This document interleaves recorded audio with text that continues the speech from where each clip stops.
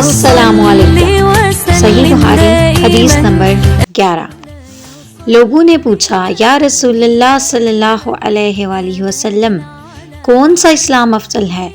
تو نبی صلی اللہ علیہ وآلہ وسلم نے فرمایا، وہ جس کے ماننے والے مسلمانوں کی زبان اور ہاتھ سے سارے مسلمان سلامتی میں رہیں۔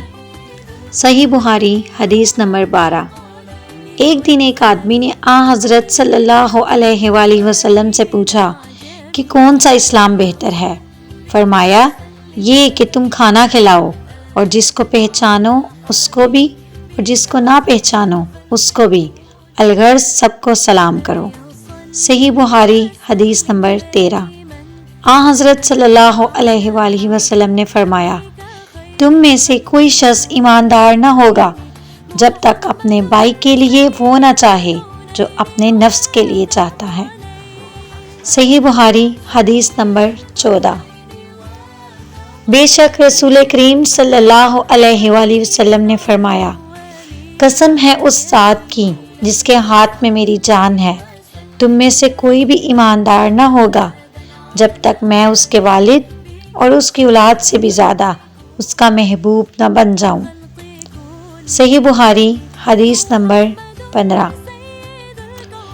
حضرت صلی اللہ علیہ وآلہ وسلم نے فرمایا، تم میں سے کوئی شخص ایماندار نہ ہوگا جب تک اس کے والد اور اس کی اولاد اور تمام لوگوں سے زیادہ اس کے دل میں میری محبت نہ ہو جائے۔ بخاری حدیث نمبر 16۔ آپ صلی اللہ علیہ وآلہ وسلم نے فرمایا، 3 خصلتیں ایسی ہیں کہ جس میں یہ پیدا ہو جائیں اس نے ایمان کی مٹھاس کو پا لیا۔ اول یہ کہ اللہ اور اس کا رسول اس کے نزدیک سب سے زیادہ محبوب بن جائے، اور دوسرا یہ کہ وہ کسی انسان سے محض اللہ کی رضا کے لیے محبت رکھے، تیسرے یہ کہ وہ کفر میں واپس لوٹنے کو ایسا برا جانے جیسا کہ آگ میں ڈالے جانے کو برا جانتا ہے۔ صحیح بخاری حدیث نمبر 17۔ آپ صلی اللہ علیہ وآلہ وسلم نے فرمایا، انصار سے محبت رکھنا ایمان کی نشانی ہے اور انصار سے کینہ رکھنا نفاق کی نشانی ہے۔ صحیح بخاری حدیث نمبر 18۔